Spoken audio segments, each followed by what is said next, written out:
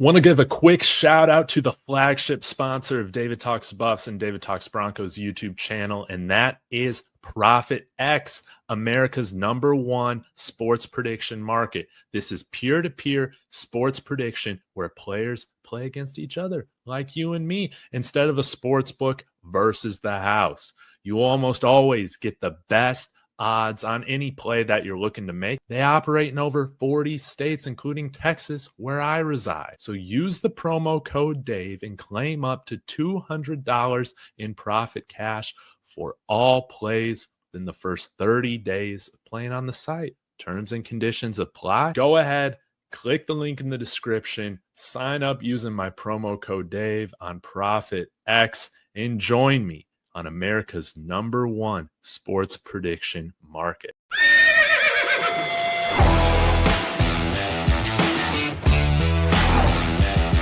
bless Bo Nix. That's a sacrifice. He's grabbed and he's going to be sacked.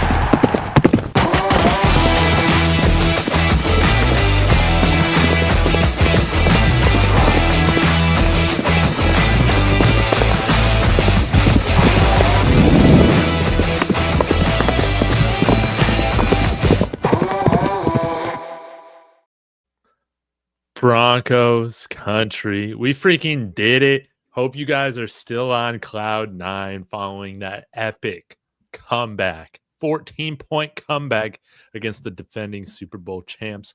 I am joined by my friends Cody at Broncos Podcast, Jeremy Sean, Broncos Unbridled. Marky Sports cannot be live, but he is here in the comment section and in spirit. So y'all, be sure, join the show. Smash the like, subscribe to all the channels, and let's get it going. Yeah, sponsored by Birds of East, Profit X, and OnlyFans. Let's freaking get it. Kodiak, Jeremy, thanks again for joining me. Dude, Kodiak, why don't you kick us off, man? Give us an overall takeaway from this victory, 21-17, that our Broncos got over the freaking Eagles. Well, over the past month or so that football's been back in season, I've been saying that the Broncos felt too similar to last year's team. And I'm walking that back now because last year's team does not get this done, okay? Think about how many chances we had to put teams away. Think about how many one-score games we blew in that time period. But now it was us taking advantage of a team that was vulnerable. Now it was us taking advantage of a team that did everything they could in their power to lose this football game. And it feels nice to be on the other side of these things. Bo Nix, legacy game, one that could really change his trajectory as the Broncos franchise quarterback. And Sean Payton, absolute masterclass up there in Philly. Well said, Jeremy. Man, how good does it feel to out-eagle the Eagles? You know what I'm saying? Like, this is what they do. This is how they're a Super Bowl champion. And to go into their house and take care of business in the clutch and then shut them down. I mean, it's frustrating the first 3 quarters for everybody, but at the same time, to go and answer all of the questions that have been lingering all season long. Bo Nix, can you handle it when the pressure's on? Mm-hmm. Can you make a stop? Can you, put points on the board when you need it? Can you convert? Can you execute? The balls to go for the 2-point conversion was huge, and they didn't flinch. Sean Payton stared across the field, stared up to the booth and saw Vic Fangio up there trying to press his buttons. And he said, "Not today, Vic, we're taking this one home." So yeah, I mean, how could you feel any like that? That's the greatest feeling. Like, I don't think anybody, when we started this season and looked at the schedule, thought that we were going to win this game. Everybody penciled in, oh, that one's going to be tough. It's right before, I think teams are 2-14 before they go to London. Yes. On the road. It's an early game. It's in Philadelphia. They're undefeated. They're 20-21 or whatever they're in the last one. I mean, you couldn't get it any harder, and nobody blinked. So how good does that feel? Dude, it feels amazing. It feels amazing. Like, yeah, this team has turned a corner. I know that in my post game, we got a little bit of, obviously my takeaways. Kodiak heard some of yours yesterday. So I do want to go right back to you, Jeremy, and just get your thoughts on what was going on, what was going through your mind in this first half. Take us through the game a little bit, kind of your emotions and and how you were feeling, man. I know for myself, I didn't feel like we had won that game until the clock hit 0. Oh, even then I was like searching for flags because against the Colts we won it and then we didn't win it. You know what I mean? So, yeah. So, to me, watching that game, I was super frustrated in that first half because when Bo hit Cortland on that long pass down the sideline in the first drive, and it went right through his hands, and then we started to like make the same mistakes and not being able to continue drives and a bunch of 3 and outs. I was just like, oh, if we would have hit that one early, it could have been like last year at Tampa where we just roll after that. I mean, Bo came in, I thought his body language, everybody came into that game looking so confident, and I was like, this is it. Like he's not flinching. We're going. And then when that happened, I was like, ugh, I just couldn't get it. Just couldn't get it. And the fact that they didn't quit, and with all those things, when Talanoa Hufanga tipped the pass and then didn't catch the ball, Right. I was like, for a split second, I thought, well, maybe this just isn't meant to be. But then what happens? The next play, that was a second down. Next play, Benito makes a huge sack on third down. They punt. And then that is the end of the third quarter where we start that drive that gets us the touchdown. And once we finally ran the ball and executed, I think that momentum started to feel. Even Tony Romo said, I think they are starting to feel it a little bit. He could tell by the energy. So, once we did that, it was just like, thank goodness the defense, did their part throughout. They didn't give up. I saw Kodiak's reaction where he was saying, good on them for not, mailing it in, because I mean, Yes. play against the Eagles on the road for 2.5 quarters and your offense isn't executing. That's so frustrating. Right. So yeah, I was just proud of that. They got a huge stop, everybody, of course, and it's fine, but a game, we beat the Eagles, and everybody's talking about, nobody's talking about the Broncos. Everybody's like, what's wrong with the Eagles? It's like, it's like, we can't just get some love, but that's fine. That's fine. We'll be under the radar some more. But what happened to the Eagles is the Broncos wanted it more, and we were more mentally tough than they were yesterday. And oh my gosh, anybody complaining about bad calls for the Eagles, spare me. Like, holy moly. They had 75% more than the Broncos. We had so many bad calls against us. And then they're like, oh, do you think that was passing? No. It ended the team that wanted it more won. And that's the bottom line. Mm-hmm. Well said. Kodiak, for anybody that hasn't seen your post-game video, by the way, go subscribe to Kodiak Broncos. What was your state of emotion, man, there going into the fourth quarter? Well, going into the fourth quarter, I was like, I oddly felt a little confident. I think, Mark said the second I saw them stick with the run down 14, I felt confident we could make it a game. And that's 100% what I felt as well. I was like, the Eagles, they kind of look like they're sputtering a little bit. They couldn't get anything going offensively after they scored that touchdown, or Saquon scored that touchdown to go up 17-3, I think it was. Mm-hmm. And ultimately, I was like, man, like our offense has a good opportunity right now, because I was hoping that we could maybe close the gap and maybe walk out of Philly, having it be like a 1-score game or something like that. But ultimately, you score, it's 17-10, and then you get a quick stop. And I'm just like, wait a minute, I was like, okay, when it was 17-10, I was like, man, we're only down by 1 touchdown, but it feels like we're down by 20 points. So then what happens is we go down the field and we score and we go for 2. Okay. Yeah. And then I was like, oh my, it's really on now. And, I kind of forgot that the Chiefs have devil magic on their side. Same with the Eagles, which, by the way, the Chiefs just threw a pick as I am. Dude, let's go. Yeah. It's about to throw the game on here in the background. So let's freaking go. Yep. Let's so go. Jacksonville I think they just ran back a pick 95 yards to the house. So that's pretty neat. But when it was happening to the Eagles, I was like, man, they got devil magic on their side. Like, I don't know. We're always the team that loses these games. Spare me the devil magic. We kicked field goal. We have that long sustained drive, which, I mean, Philly, man, they did so many stupid things on that drive. But sometimes it's about the hand you're dealt. And, Bond hitting Harvey in the helmet. zero brain cells. And that's when I was like, man, we could really make this a game. And then Lutz hitting that field goal, 21-17, defense ices it for the rest of the game. Yep. Yeah, I really love that call. I know that there's kind of been a little bit of divide. I'm curious what you guys think too before we get into stock up, stock down. But when you talk about the parallels or comparing to last year, biggest one, beating the Super Bowl champs on the road, man, finishing the job, knowing that we can do it. We should have done it last year. Then also the game management, showing confidence in your team when momentum is going in the direction of your own guys, leaning into that, man, especially on the road. I hated the fact that we didn't go for 2 against the Cincinnati Bengals last year on the road after we tied it up, man. Like, we had at that point in the game, man, we're just lucky to be there. Go for the win. And it completely bit us in the butt playing it conservatively.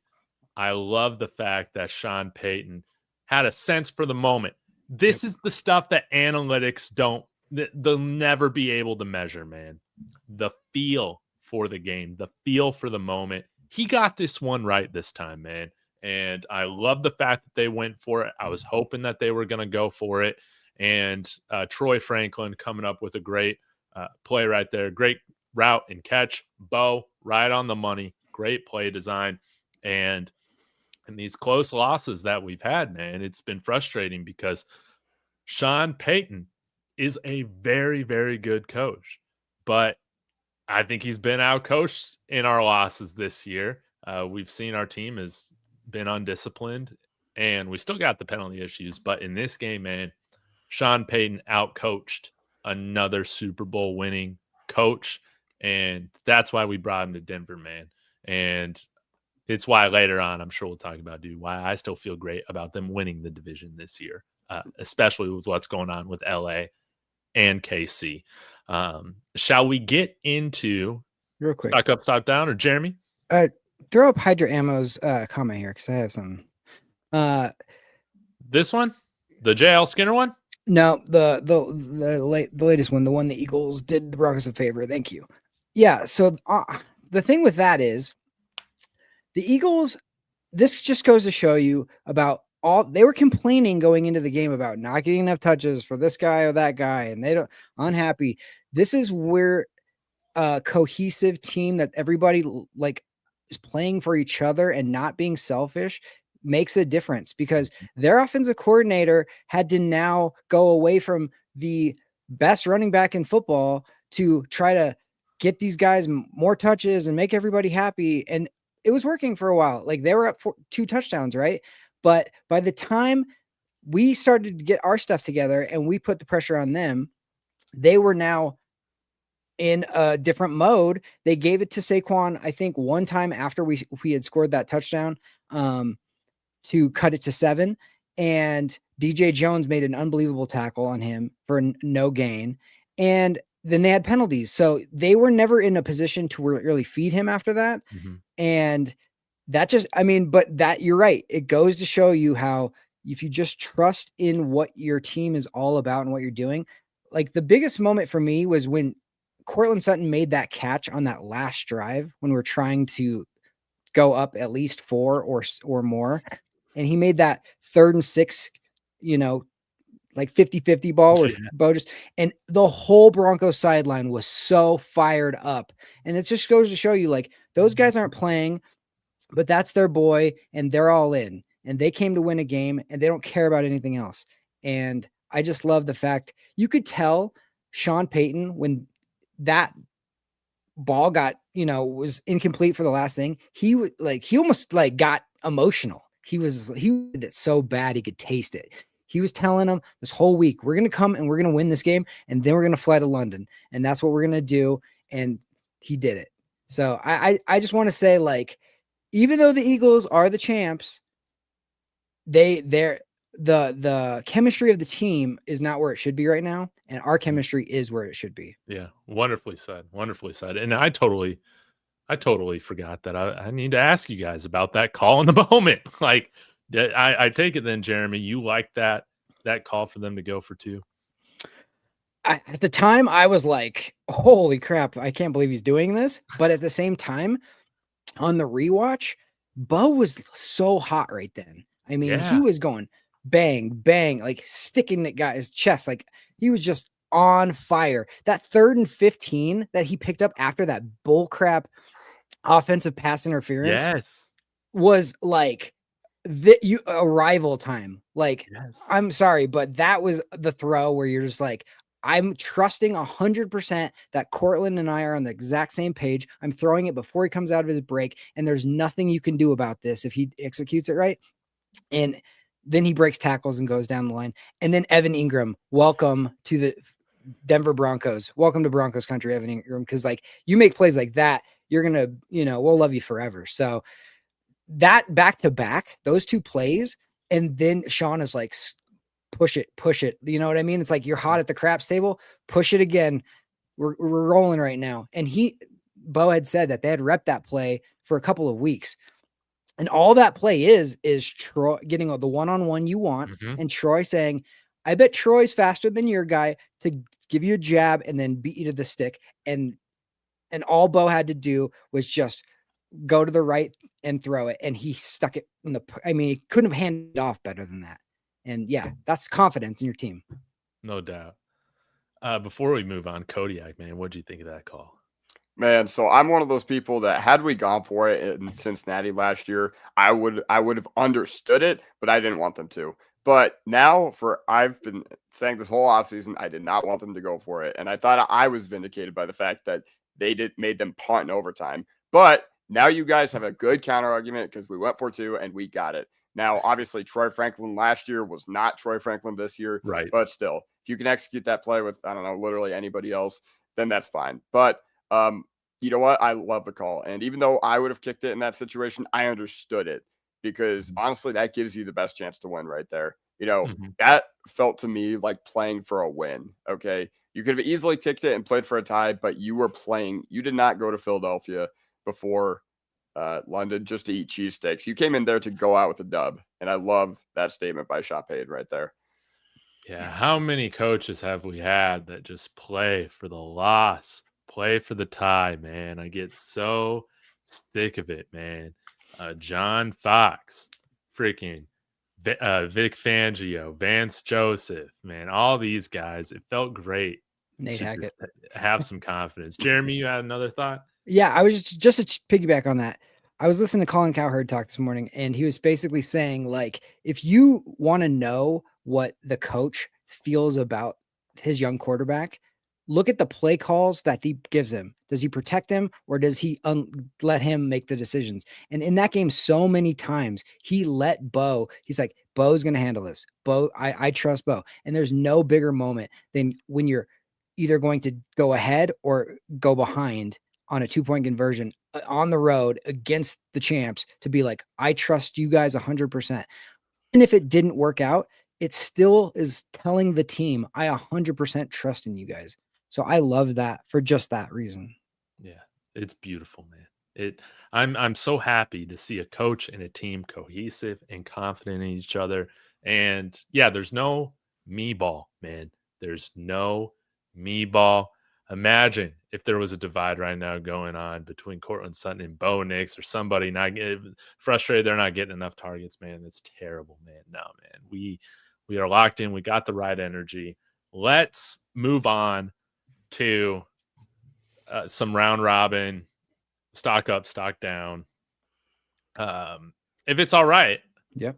I wanna start before I forget this question, okay? Because Hydra Ammo, can y'all speculate why JL Skinner was even on the field at the end of the game? I will say, because man, they didn't want another linebacker on there. Like, I understand that. And actually, Hydra Ammo, this is probably a hot take. Stock up for JL Skinner. And props to Strez for saying he wanted to see JL Skinner in the game. Now, this is where the hot take might be. I thought the pass interference against him was ridiculous. I thought he had great coverage on that play. Call me crazy, but I wouldn't mind seeing a little bit more of JL Skinner out there, especially with how we saw Alex Singleton get burned yet again for a touchdown against Saquon Barkley. Sometimes, man, I guarantee you, JL Skinner's not getting burned for a touchdown by Saquon Barkley.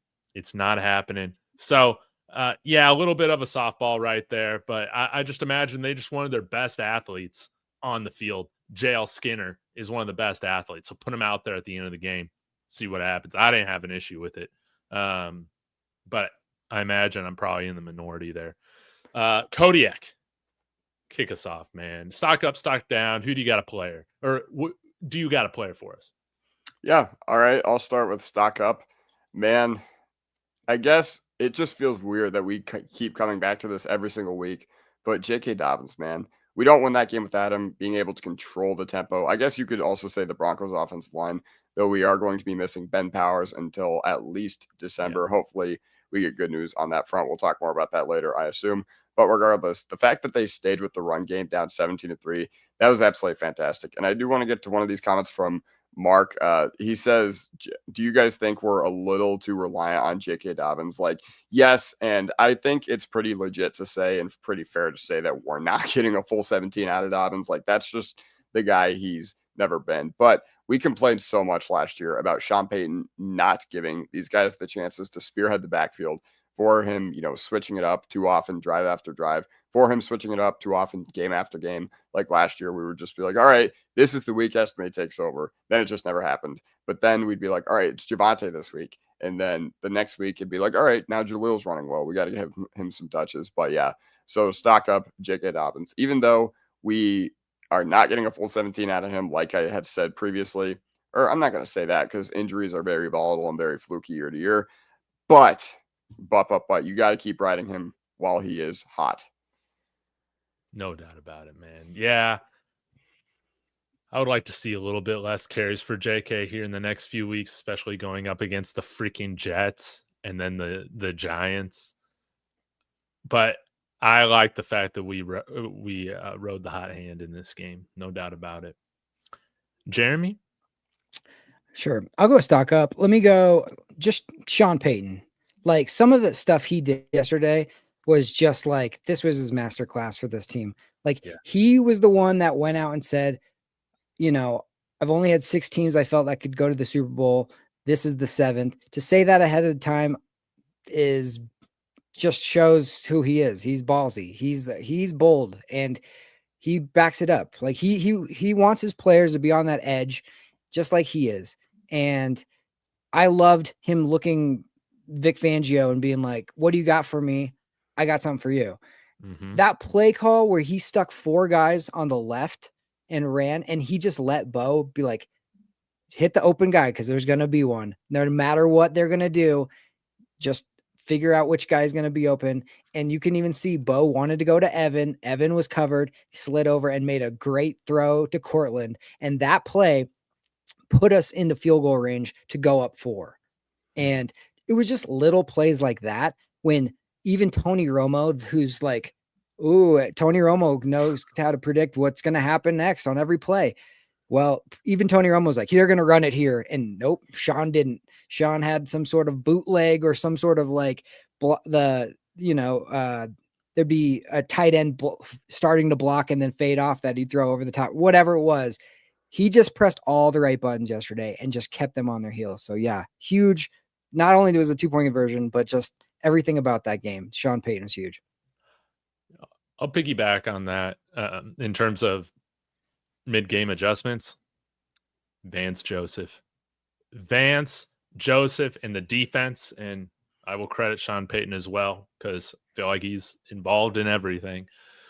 But Vance did a great job in the second half. They talked about this, I think, on Colin Cowherd with John Middlecoff today as well.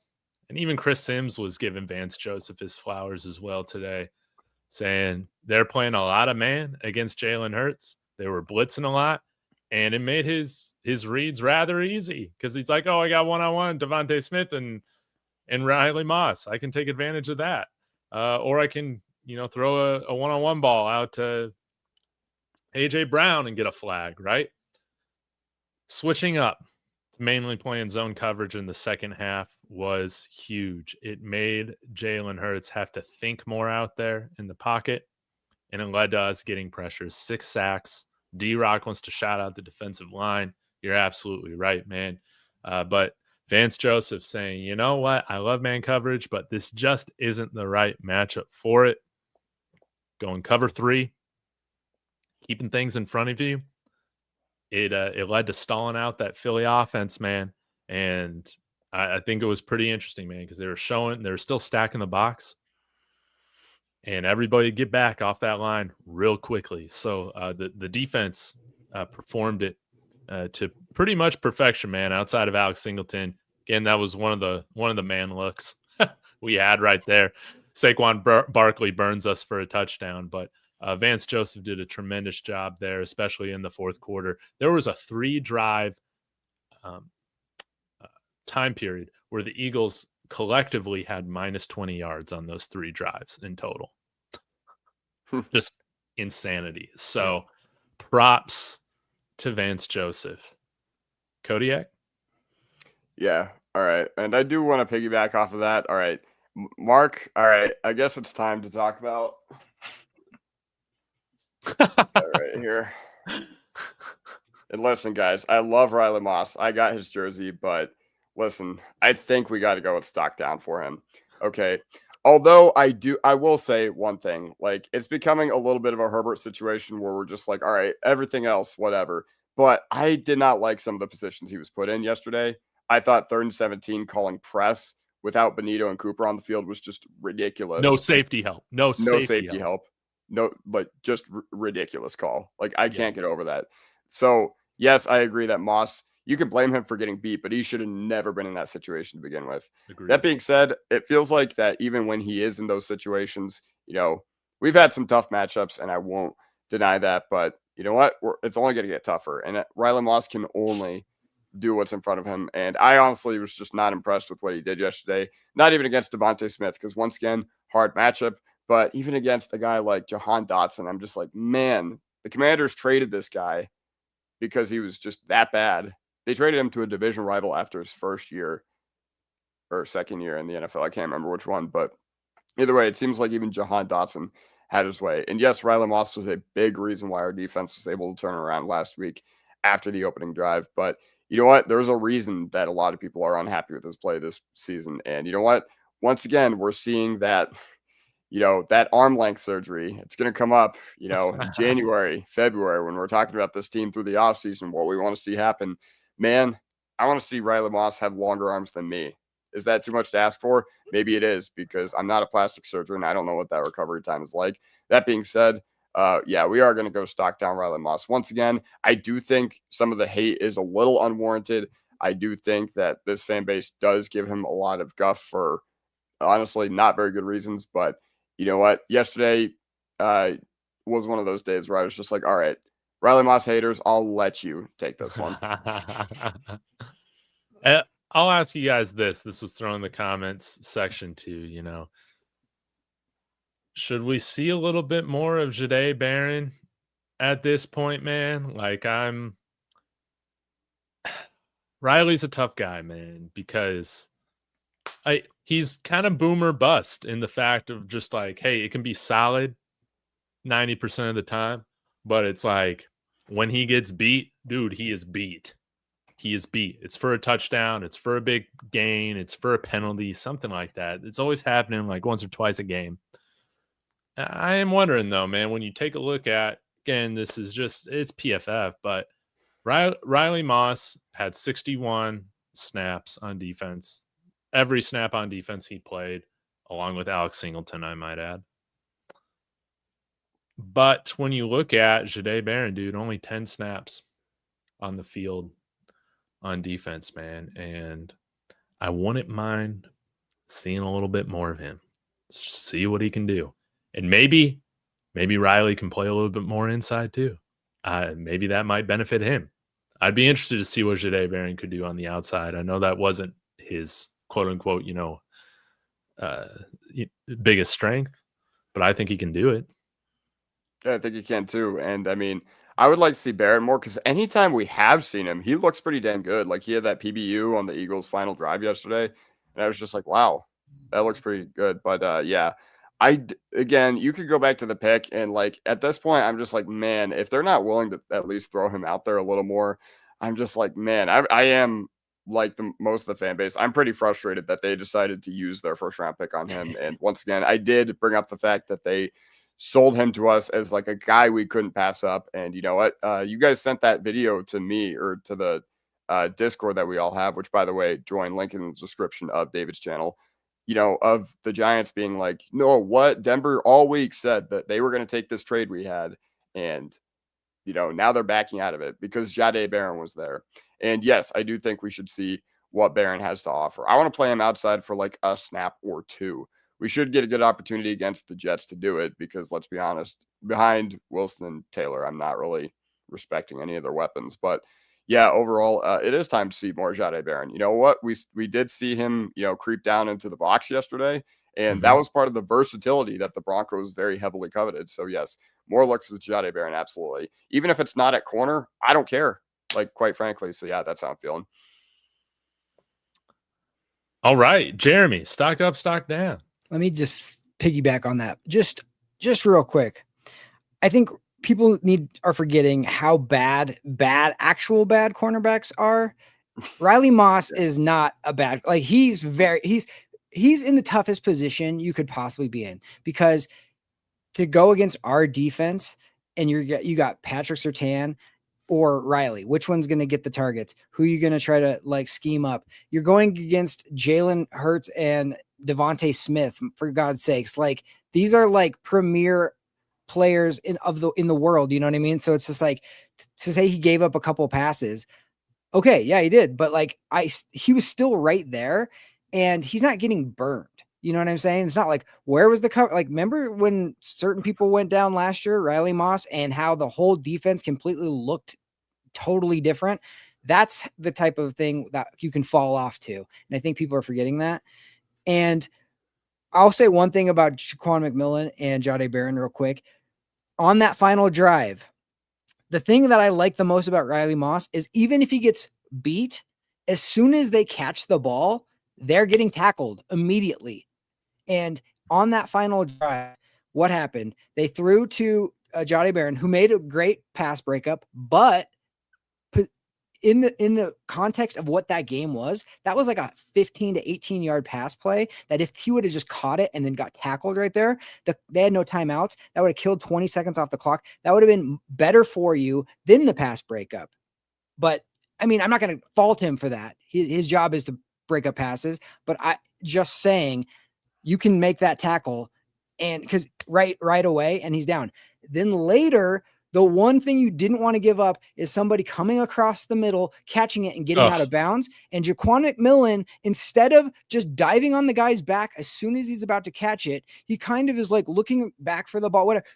Just tackle him in bounds. Let him catch it, tackle him in bounds, and the game's over. And he let him get out of bounds. And that drove me absolutely crazy. It's situational awareness. And Riley's at least there. So like, I think people are just forgetting how good, or how much the alternative can be bad. So I'm still all on Riley. Riley, you're doing great. And he's just a great tackler. I mean, that's the biggest thing. There's so many guys that if they give up a pass, then they don't tackle on top of it. Just like it drives me absolutely crazy. All right, let me switch here. Let me go. People have said this name. We got to point it out. Well, actually, you know what? I'm going to go offense. Let's do Courtland Sutton. Courtland Sutton to come back off of what I was so frustrated with, that perfect ball on that first drive, but to just bail, like, you know what I mean? Not put your head down, not get like, oh shoot, I messed this up. He made up for it in the end. I mean, it was time after time. Clearly he's Bo's number one receiver, where Bo, if it's third and long, third and whatever, and you need a big play and you're going to one-on-one Courtland Sutton, it's coming to Courtland Sutton and he's going to probably outjump you and grab the ball. So Courtland, you made so many big plays yesterday, even a little yak on that 3rd and 15. I was proud of you for that. Courtland Sutton, huge game. We couldn't have done it without you, bud. Yeah. I love the games he's had this year, man. It's putting to bed all the frustration seems like all these haters have had, man. So I love it. Stock up, man. I'll go with Bo Nix, man. It was an ugly 3 quarters. ugly 3 quarters. But what did we see? No gunslinger Bo Nix, man. I don't like gunslinger Bo Nix. No turnovers. Came close. Thanks to RJ Harvey missing a block, man, right there on Cooper DeJean. But thankfully that was reversed. But Bo, 1 incompletion in the 4th quarter, scored on all 3 of his drives, was absolute money, even in 3rd and long situations, threw the ball with accuracy, and planted his feet, man. When the feet are calm, Bo Nix is going to be great. And we saw him connecting with everybody, Ingram, Sutton, everybody that we've called out. This is the type of thing that instills even more confidence in him moving forward, and maybe it kind of helps him take that step towards making sure that he shows that consistency throughout the game. But again, what made some of the Aqib Talib said this with RK. Go check out their show, No Lie Zone.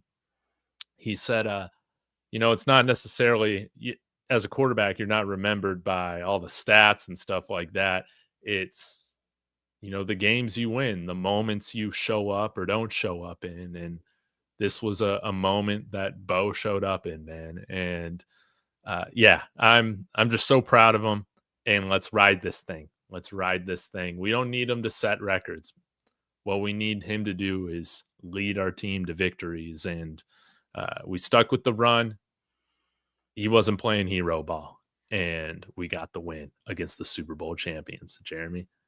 Just real quick to piggyback off that. The 1 incompletion we had in the 4th quarter was maybe his best play. It was that where he's going to get blindsided for a sack. He somehow spins out of it and then gets rid of it and dumps it off to the feet of Troutman, which I can't believe they even tried to call that grounding, which is insane. I know. There's 2 people he was right there. In the area, dude. And then Tony Romo doubling and tripling and quadrupling down on it, being like, oh, well, I just feel like he was just trying to not get sacked. Yeah, that's every throwaway in the history of football, Tony. That's why people on a screen pass, if it's covered, they just throw it into the ground because they're trying not to get sacked. Like, that's every single time. But the athleticism and the frame of mind to be able to keep your body and to get rid of that football and to get it out far enough for it to not be that basically saved us from having to punt and being in super 3rd and whatever long it would have been, and got us to that 3 points that we needed to go up 4. So that was a huge play. So, and then like you said, leadership and Aqib Talib saying that stuff, it reminded me of when we threw that 2-point conversion and they were going to commercial and they had that picture. They had that shot of Patrick Surtain, like going like woo, like going up to Bo on the field, and like when your best player on the team, defensive player of the year, is fired up for your quarterback, that tells you they love this guy. So, no doubt about it. All right, let's go one more round of stock up, stock down. Kodiak, who you got, man? Well, listen, man, like I know you guys were happy that J.L. Skinner was on the field and you guys said that you wanted to see more of him. That was almost disastrous. Like that was almost a Forsyth level game. So the reason I think he was on the field is because A, he's athletic, B, he's 6'4", 220. So I understand the thought process of wanting him on the field in that situation.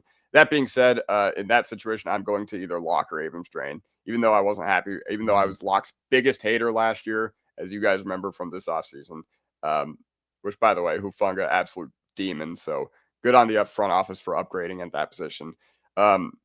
You just can't play with that again. That was this close to being a disaster. I think had they thrown the PI like at the 10-yard line, I think everybody would have understood it, even if we didn't agree with it. I think everybody would have understood it.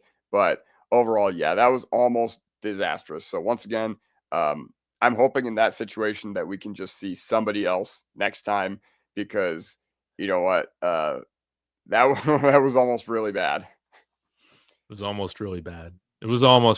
All right, I got stock up JL Skinner. Kodiak's got stock down JL Skinner. Jeremy, before you go, break the tie. All's well that ends well, stock up.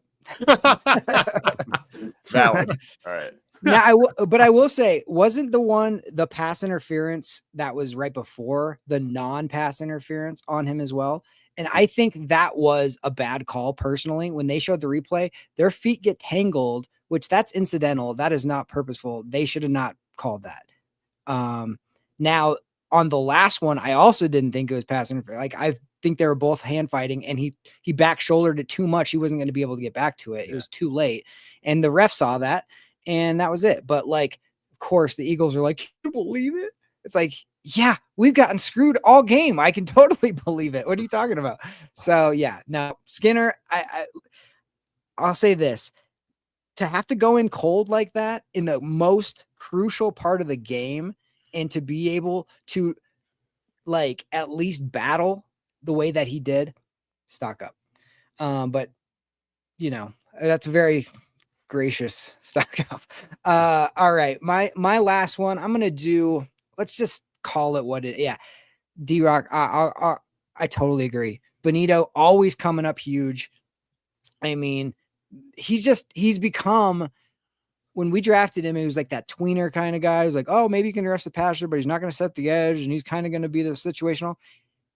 He is a problem for any team that comes against us. I mean, he's got to be their number one concern at this point, even over Zach Allen or Patrick Surtain at this point. He is coming off the edge. He's screaming. You don't know when he's coming, and he's relentless. Some of his sacks come on that second and third effort, and I love that. So yes. Nick Benito, again, just I love it when a player gets paid and then elevates even more and doesn't settle. And that's what Nick Benito has done so far. Telling you, man, he's got a shot to break at least the franchise record in single season sacks this year. But right now, I think he's on pace for 24, which the record is 22 and a half, I think. So he's got a great shot. Maybe he can get 3 against the New York Jets this week. We'll have to see. My last stock up, there's not much I want to do stock down, so I'm going with stock up. This is a more of a collective one because I did want to just shout out the whole defense. I don't remember a lot of missed tackles or a ton of like bad pursuit angles. Like the defense was on it, man, when it came to getting the runners down. And I love the fact that coming into this week, nobody said anything stupid about the tush push. Thank God. All the defensive players were incredibly respectful of it, regardless of how you feel about it. I personally don't think it should be banned. What you need to do, and this is what the defense echoed, is that you got to stop them, man. And you got to make sure you don't put them in position to use that play. Philly didn't have one tush push play yesterday. That is insane. That's total insanity. And the defense needs to pat themselves on the back and do it again because I don't know what their average third and fourth down distances were, but it was third and mid. It was third and long. They weren't able to use that play at all, which is one of their huge strengths in winning these tight football games. And I'm just so proud of the defense, man, that the tush push factor, we're not even Kodiak. We're not even here bitching about why didn't we sign Desmond Watson for this game. Is that crazy? This is crazy. Even though, once again, during draft season, I was like, all right, tush push stopper. But apparently he's too unhealthy to even be on the field. So maybe he shouldn't play for a team that trains at 5,280 feet above sea level every day. Oh, yeah. Alex Singleton. I did have this one. So, Jeremy, maybe I just, I'm curious, unless you had it for hold your horses or giddy up. But no. Hold your horses or giddy up, man. Should the Broncos bench Alex Singleton once Trey Greenlaw's back? That's not even a question. That's not even. So you're giddying up to that. Absolutely. I mean, at this point, I would want to see what, the practice squad guys have, because all the big plays came on Alex and the touchdown on Alex. Well, both touchdowns were on Alex.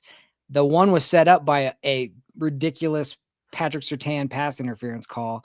But if you needed to make a big play, if you're the other team, who's Alex Singleton covering, throw it to that guy. And then even the funniest comment maybe yesterday of the whole game was Tony Romo going, Alex Singleton's just a little or just not fast enough. Yeah, that's right. That's the understatement of the year. He's just not fast enough, unfortunately. And I mean, he's playing his butt off. He's giving full effort, but it just is what it is. Mm-hmm. Mm-hmm. Yeah. Although I do want to interject. Mark said a good point. It's something I said early on in the show. 2 calls I had a huge problem with yesterday were Singleton one-on-one, Saquon touchdown. Should never, ever be in that situation in the first place. And then the 3rd and 17 pressing should never be in that situation in the first place. Other than that, he was in his bag. But yeah, I'm willing to kind of give Singleton some leeway there. But once again, it's on a bunch of other people for making us be in that situation to where we had to have him out there. So yeah. Mm-hmm. You're saying at this point they should know his limitations and game plan around them as opposed to just trusting him to make the play. Yeah. And I agree. This is like college football fans will say, oh man, it's favoritism. That college football fans love throwing that around. Man, it's favoritism. But man, you feel like Alex Singleton's got some dirt on somebody in the coaching staff, dude, because it's crazy. Not the fact, dude, that he's still playing. Like, that doesn't surprise me. He's a captain.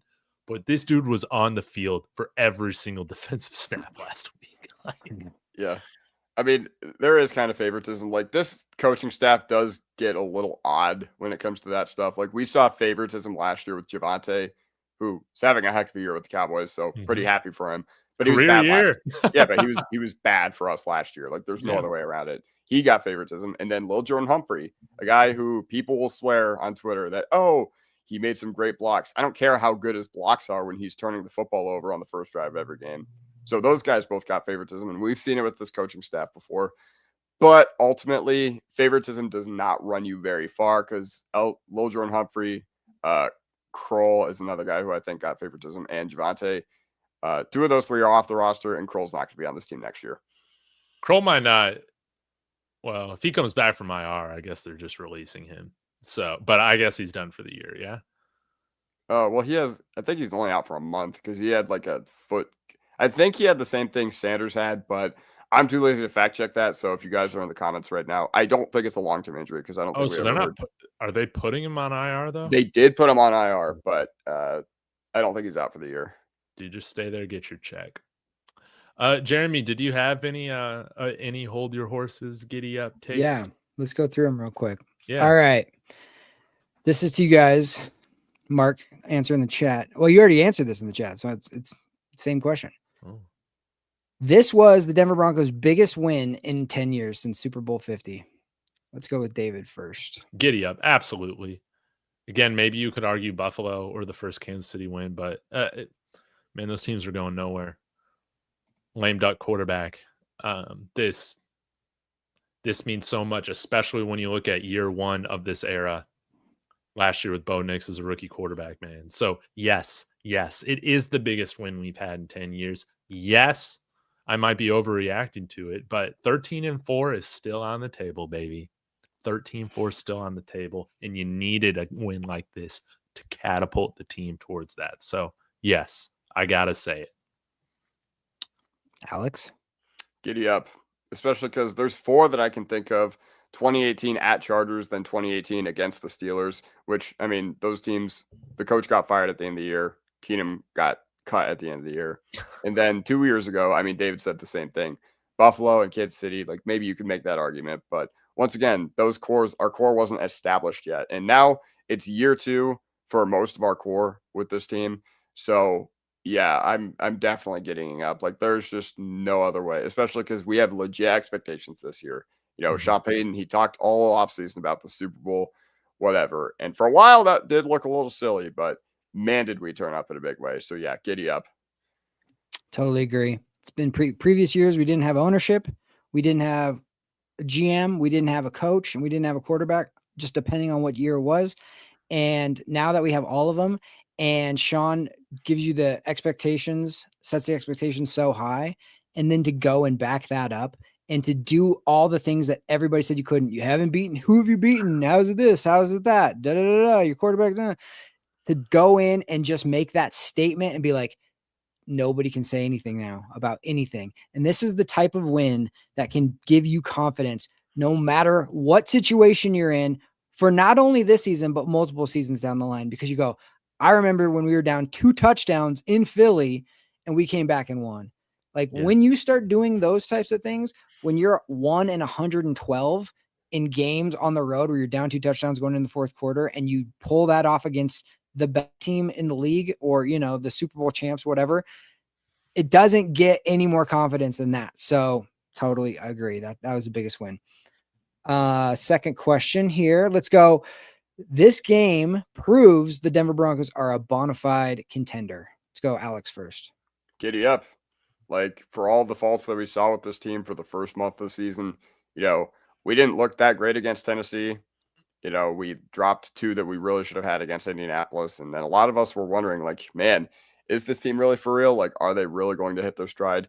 But I think you never know what a game like this can do for a team's confidence. So now we go into a stretch where our opponents for the next 5 games are a combined 6-18. So I think we're just going to completely beat the brakes off of our next 5 opponents. And yeah, we'll reevaluate in 5 weeks from now, 6 weeks from now. But yeah, overall, that's how I'm feeling about this team. And I think they know it too, inside Dove Valley. Mm-hmm. Giddy up, man. This team should be favored to win the AFC West. That's how I see it. You saw Omarion Hampton going on IR today for the Chargers too, man. Really? Same things always happen for the Chargers. Everybody's always getting hurt all the time over there, man. Jim Harbaugh has not changed that one bit, probably because really physical style over there. But yeah, Broncos. I look at their team. We got a couple weak spots at inside linebacker and at center. I think some of those could be mitigated by the end of the year. I would love, again, Trey Greenlaw coming back. Hopefully he comes back, but I wouldn't mind another win now move with one of these day 3 picks for a guy that can come in and help contribute, man. This is a team that, again, I'm not expecting them to win the Super Bowl because of their lack of going through the gauntlet in the playoffs. But this is a team that I absolutely, especially after a win like this, I'm back on the train, man. This team looks like an AFC West champion, man. And I don't know what else to say. I got to say it wearing these orange glasses. They look fantastic. And yeah, Cody, I pointed out, these are teams, man, we should throttle. And we've never had an issue throttling the teams that we need to throttle. Yeah, totally agree. I mean, if you look at the contenders in the AFC, you have obviously the Chiefs, who the Broncos are not scared of.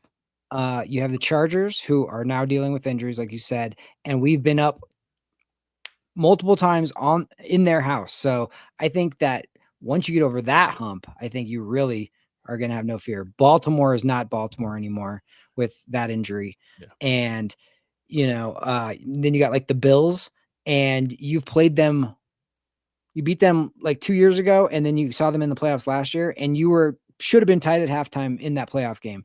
So yeah, I totally agree. I think, this is the type of win that can really just, you can go from hoping to like believing, like true, yes, deep in your heart, like believing that we can beat anybody now. Okay. So last one up, I think Alex already answered this, but there is a streak coming, a win streak coming these next 5-6 games. David? Yes. We should absolutely take care of these teams. And I will say, on top of that, I'll giddy up. I know it's a little off topic. We will take care of these teams. No doubt in my mind we will. But I said this year we're going to sweep Kansas City as well. I think we're going to do it, dude. They don't hold that mental advantage over this team, man. This team is not scared of Kansas City, and we showed that last year, man. Like, that loss in Arrowhead is going to stick with them, dude. Like, and you see, man, Jacksonville's like one of the fakest 3-1 teams there is right now in the NFL, dude, and the Chiefs are struggling with them. Trevor Lawrence looks like Caden Salter at quarterback, dude. It's ridiculous, but they'll probably still end up winning, dude, because the Jags are the Jags. But yeah, this is Denver's division, man. This is how I feel, man. If they're able to play up to their potential, they can do it, and they finally did it against, in my opinion, the best team in the NFL. Granted, they win ugly, but that's how I feel about them. All right. And then I think Mark had a quick one. He had a. Oh, for real? He had Yeah, a. let's talk Pull about his that. up. That was a good question. I'll try and find it. It's Giddy up or hold your horses. Oh, Yep. here we go. There you Ben go. Powers' injury is more significant than we all think. Who wants to take this one? Actually, David, you should start because you never get to start these. Okay. I will say, hold your horses, man. Hold your horses. Ben Powers is a good guard, but I trust Matt Pert. I trust Matt Pert. He played well last year in spot duty when we needed to see him with Garrett Bowles out, and he cross-trains at both left guard and left tackle. We got preseason data to go off of, but he performed well there, man. Second year in the system. I don't really have much concern about him at left guard, especially with the schedule that we have right now. So, yeah, I don't want to see Luke Wattenberg go over there with how inconsistent he is. Maybe you put Forsyth over there, like that's fine, but I trust Matt Pert, so I'm not freaking out too much. Kodiak? I got to get you up with this one, man. Mainly because, okay, we have a 3-year sample size of this offensive line being very, very good. Okay. Mm-hmm. And 4 out of 5 of these guys have been with the team since the beginning of 2023. Powers is a part of that. And, you know, my least favorite word in the NFL is the C word, continuity. Okay. Because honestly, it's copium for all these fan bases that, you know, the Giants, you know, they were just like, all right, should we fire our GM, fire our head coach? That has been, you know, one of the worst regimes in NFL history. No, we got to keep them around because of continuity. But I think for our offensive line, there is something to continuity because we have a 3-year sample of them pass blocking very, very well. So, yeah, I think it's a very significant injury. I think, you know, losing any of those 4 guys is Bowles, McGlinchey, Miners. I think those all have been consequential. Not that, I mean, if you are going to lose one, you got to lose Powers, but it's still not good. It's still not good in that situation. But yes, because of how well this offensive line has pass blocked all year. Granted, the Eagles did get theirs on some stunts yesterday, but for the most part, Nick's has been kept very clean. So, yes, I think that it is more significant than we all think it is. And also, I don't care about the preseason. We saw Palczewski look awful in the preseason, like as an offensive lineman. So, I think it's got to go both ways there. Like, Palczewski obviously isn't terrible. We see him every week play really well. So, yeah, if Parrott proves me wrong, then fantastic. But giddy up. I agree with that. I think it's giddy up as well. I think Powers looked really bad in the preseason, like you said, and then I think he's played a lot better in the regular season. So, yeah, totally echo the same things you just said. It's the same guys that have been in front of Bo, this, you know, for his whole career basically, and it's going to be interesting to see there's going to be adjustments. But I guess if you need to break somebody in, now's the time to do it. It's a good stretch, and you might pay dividends down the line if somebody else goes down. So who knows why things happen? He's not done for the year, and you know, maybe we can use this time to get somebody else up to speed and really get that swing guard. So it was preseason, but one of the surprises, man, like I think we all thought maybe, you know, that Calvin Throckmorton was going to make this roster. So, and then he got hurt. Then he got a season-ending injury, and that was sad. I thought he looked pretty good. So maybe we'll see him elevated to the roster. Who knows? Dang, it looks like KC took the lead, man. Dang, this sucks. It's okay. Trevor Lawrence got us. Trevor Lawrence has us right here. Dude, let's go, Trev. I think. Oh my God, they kicked it out of bounds. What more? Oh my dude, Justin Harrison Bucker, dude, get in the kitchen. Remember they did the same thing to us. They did the same thing to us last year in Arrowhead. Remember with our game tying drive, they kicked it out of bounds, so we started at the 40. Wow. Yeah. Dude, what a moron. All What a right, Travis moron Hunter. Harrison Bucker is, dude. Can't stand I like that. Harrison Bucker. All right, Travis Hunter masterclass incoming. Let's Dude, go. let's go. But man, Trevor Lawrence, dude, this guy doesn't see the field. At least while I was watching the first half, man, he was running past the sticks, throwing it. He was he had some terrible reads where he was just not taking what was ahead of him, throwing bad, or that fumble at the goal line was ridiculous. And maybe we gotta respect Dabo Sweeney, dude, because Dabo Sweeney had this guy playing at a level to where he was the can't miss guy. He was the next Andrew Luck. Look at him just roll around.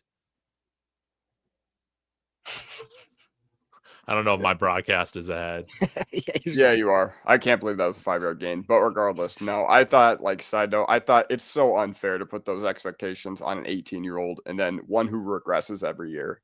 And whenever you bring it up, you get accused of prospect fatigue. But that's another discussion for another day. Oh, yeah, we didn't even cover the Jets preview. Dude, the Jets suck, dude. We should absolutely beat them, man. Where's So, I don't Eli know- Betts? I need his opinion in here. Yeah, we need Eli in here, man. I know he stopped in at the beginning Yeah. just to know what it feels like to, be a fan of a winning team. But yeah, man, this is a team that we should absolutely destroy. Yeah, these London games are weird. So you can't get too ahead of your skis here. So now we're in that. Now that you've won this game, now you can backslide a little bit where you're like, oh, it's only the Jets, it's only the Giants, it's only blah blah blah. You cannot take that mentality. You have to go out and earn it every single week. I think this team is made up of the right people, the right stuff. I don't think Bo and those type of guys will do that, but you have to guard yourself against that because winning football games in the NFL, I don't care who it's against, is hard. And, not many games end up like that Bengals game. So you have to go in, take care of business. Go get yourself a bunch of English fans this week, go show them what's up and show out. That's what the Jets want to quit at this point. So give them good reasons to, and let it be done early. Their defense looks absolutely awful, man. Like, I don't know. Every single time I watch the Jets play football, they just look worse and worse on the defensive side of the ball. Huge catch right there by BTJ. Let's Dude, go. that was insane. Let's go, BTJ. I'm trying not to spoil it for you guys, so I'm trying to poker face it. Yeah, trying to poker face it. But it's looking like Markey is going to do a show with Eli this week to get his thoughts on the Jets. And go follow the New York Jokes, by the way. They're my favorite Jets channel. It's a son and father, and they film their reaction to the games every week. It is amazing, and they were hilarious in the game yesterday, man. But it's yeah, man, just the New York Jets, man. We know what Justin Fields is. Yeah, I thought that honestly they had a really good game plan against Jalen Hurts on the way that they pass rushed him to get 6 sacks and to not go around the edges very much. Like they were like, we are going to collapse the pocket and not have any run lanes for him was so smart. We did that against Aaron Rodgers when we had Vic Fangio one year, and it was like masterclass. I figured it's like we for a long time after that, Aaron Rodgers struggled when people like adopted that principle. So now you're going against Justin Fields. Really, I'm only worried if he can beat you with his legs. So, spy more him. Zone this week. More zone, you think? Spy him. Do whatever you need to do. Yeah. Maybe we can get Barron in there for that. But just don't let him make some crazy plays, extending third downs, and stop the run and run the ball some more. J.K. Dobbins, like you guys have said, has been one of those signings where you're just like, man, I was happy we got him, and now I'm like, just please let this continue, because he's just steadying the ship right now, like so much. Even on little plays where it looks like he's going to get 1 or 2 and he ends up getting 5, you're just like, oh, that's huge. That's huge. I think he just has the right mentality for this team as well. And he loves being a Denver Bronco, which I love. He's like, I've been in Baltimore. Obviously, he was with the Chargers, and he's just like, the Broncos country is the best I've ever, been a part of. So I just love that. Dude, he's like the anti Melvin Gordon, dude. Melvin Gordon was like the No. last running back that we signed that like had some cachet, I feel like, with in the NFL. Former Charger as well, but man, this guy's like so different, dude. And this is the kind of stuff with Trevor Lawrence that drives me insane, dude. Had to use their last timeout with 44 seconds left because this guy's not looking at the play clock. This guy had how many delay games in the first half I saw, dude? This guy is not aware. No, they didn't even get the timeout off. It was a flag. It was a second and 15. Now it's 2nd and 15. Jags are gonna jag. Oh yeah, this is total Jags time right now. Couple of jag offs. But go ahead. Either way, so if you guys remember, like I think the turning point of the Sean Payton era for us was against the Chicago Bears, was when Justin Fields was absolutely dunking on us in the first half of that game in Chicago. Yeah, and then I was like, what is this? But we turned it up, and that was Benito's first game like starting, I think, because he got 2.5 sacks, one of which was a strip sack that either him or Cooper ran back. Can't remember off the top of my head, but that tied the game for us. And then we got a win after we allowed 70 points. So yes, we got to do that for we got to turn back the clock just a little bit. Okay. Got to turn back the clock just a little bit. And once again, the Jets this year, they're putting up a good amount of points, but hey, Darren Moogie, I'm sure he's friends with our entire front office, but let's make sure he does not get his first win of his NFL career as a GM right now. Yeah, absolutely, man. Absolutely. All right, we just got a few more plays left to this game, Jeremy. I don't know if you have the game on too. I don't. So I'm going to live vicariously through you guys. Okay, I'll let Kodiak call it. PI in the end zone, Chiefs.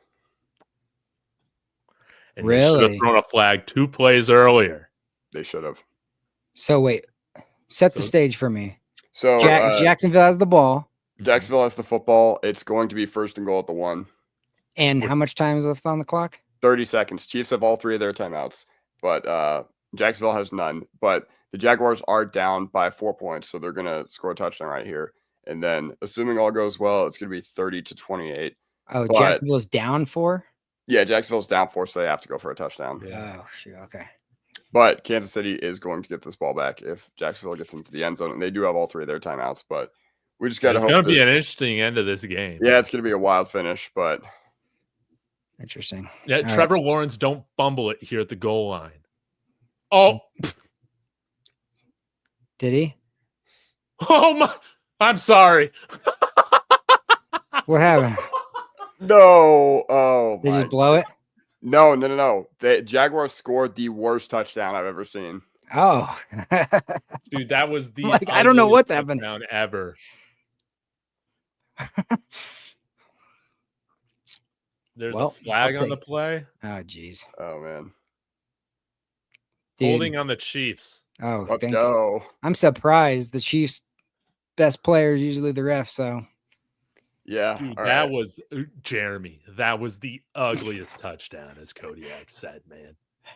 Take us through the play, Kodiak. Yeah, okay, so Trevor Lawrence, he snaps the ball. He stumbles backwards, but he's never down. So then he just gets back up and runs right to the left where there's a huge opening in the end zone. So almost fell on his own feet, and then he ran into like 2 of his offensive linemen. Then he broke a tackle from the Chiefs player. Then got into the end zone. Dude, this guy tripped over his own feet, dude. All right. Yeah. The Trevor Lawrence experience all in one play. All right. He tripped over the guard's foot. Oh, yeah. He got stepped on. Yeah, I think so. And then that happens. He broke like 2 tackles from the Chiefs. He just ran it into the end zone. You're going to see that all over Twitter here pretty soon. So many of these young quarterbacks only do shotgun, and when they have to go under center, they mess it up so much. It's such an underrated part of it where they can't just drop back or just push forward. I'm surprised he wasn't down, but then again, he didn't give himself up, so that makes sense. And he didn't get tackled. So touchdown, Jesus. Man. Did they kick the field goal? Or they did. They did make the extra point. Okay, so now it's 31-28. That's a Chiefs big. have all 3 of their timeouts, but there is 23 seconds left in the game, and then you got to assume that. They have all 3 timeouts. Now, Now, Yeah. do you go Darren Rizzi and actually kick off to him, or do you put it through the back and put it at the 35? Yes, because you're going to burn at least a couple seconds off the Yeah, clock. that's true. You better have your crap to go. Oh, real quick, Darren Rizzi, stock up. Yes. Finally, a big So much freaking, better. totally a great game by Darren Rizzi. And he was on the sideline, like so wired up. Like, did you see him like talking to Sean right before we kicked that field goal to go up 4?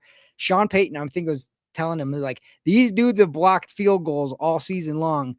We're going to be able to kick this, right? And Darren Rizzi's like, yeah. And then as soon as he kicked that, and then as soon as the kick off, I think we tackled him like, what's his name? The 6th wide receiver who we got from Minnesota. What's his name? Surefield Makes that tackle and they get it at like the 25 or the 20, whatever.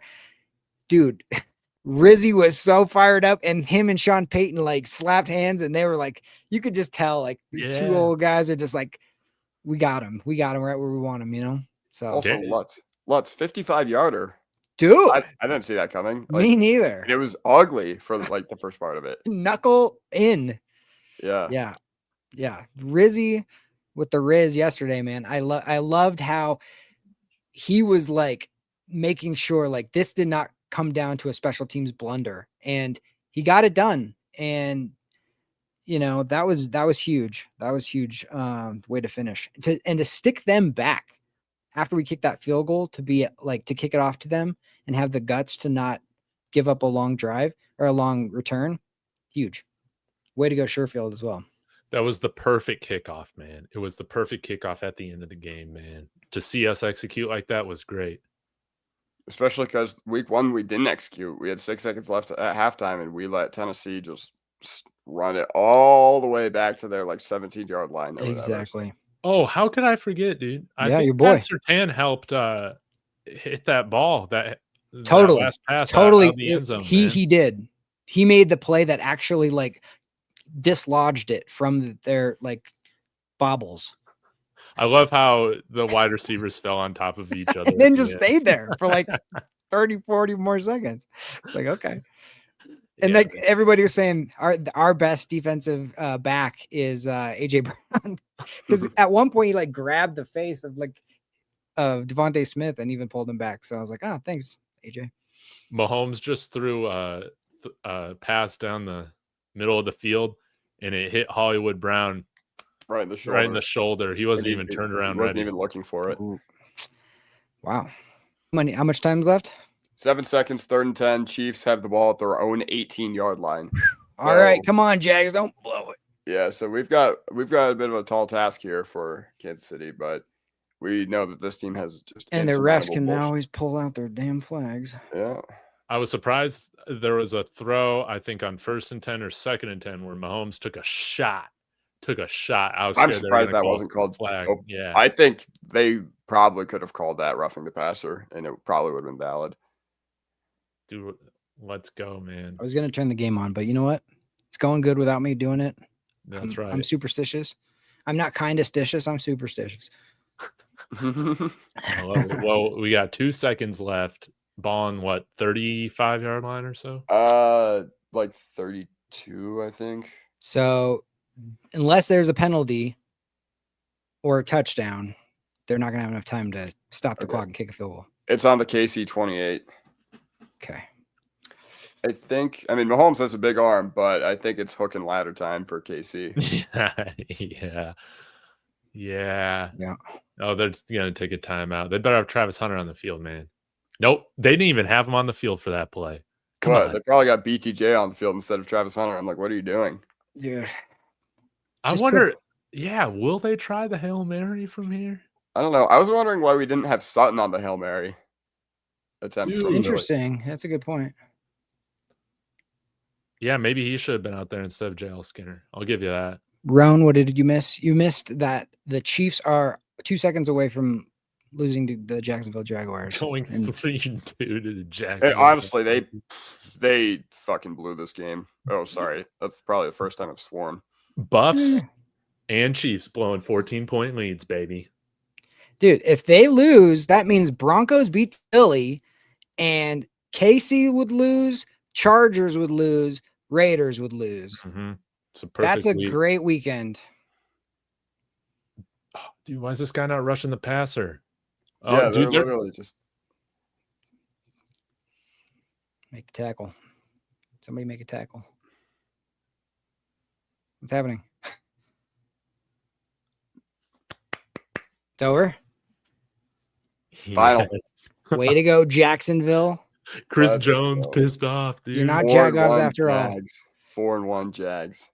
4-1. Hey, Wow. Chiefs 0-1 since Taylor Swift released her new album. That happened? All about Travis Kelce. The life of a show girl. Something like that. All she's talking about is Travis Kelce's penis. Seriously? Yeah, it's stupid. Glad I missed it. Yeah. So they're sad songs, what you're saying. Yeah, man. So, man, this is great. Let's Dude, go, Monday night. dude, Jacksonville did everything in their power to lose this game till the final drive. And even then, they tried to sell it. Man, is all we're going to get on primetime just absolute bangers besides when we played Cincinnati? That was a banger for me. Me too. Yeah. And I was in the building, which was even better. Man, that was so exciting to be on a Monday Night Football game. I hadn't been there for so long. I'm so jealous.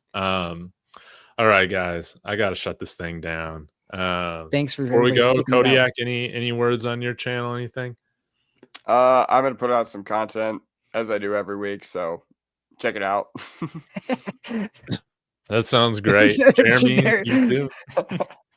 I'm going to be doing some content, what the kids are calling content. I'm going to be, I don't know. I don't think I'm going to be doing anything until next week. Hopefully it's going to be an interesting 7:30 in the morning Mountain Time. Like, thanks a lot. I was at a wedding this weekend and I was talking to a friend of mine and we were like, how about we just have a super late England game and have it normal for the actual fans of of football? Why do we have to have it at 7:00 in the morning? That's what the UFC does. Yeah, exactly. Like, who are the real fans? Who is really paying paying for all the stuff? It's the fans here. So yeah, I'll be up early. We'll see if the game, it will be weird to do a instant reaction for breakfast, but who knows? Hopefully we'll be celebrating another 3 in a row here. Yes, let's get it done. Broncos were amazing. Thank you guys again for joining. Everybody in the chat, you're the MVPs. The Chiefs suck. Go Broncos.